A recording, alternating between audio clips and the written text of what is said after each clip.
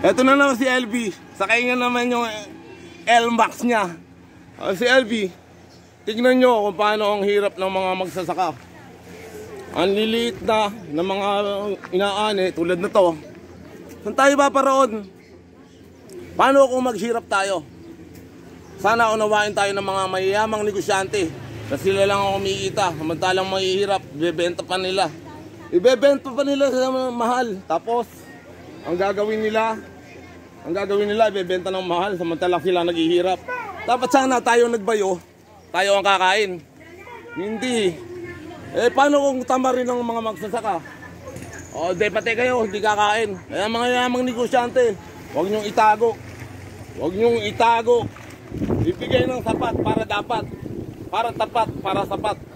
Hindi yung inaano nila yun. Timo, lilit nila, oh. Paano tayo mabubuhay niyan?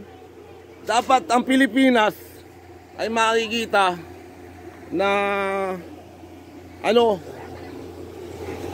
naputol, bakit biglo ba?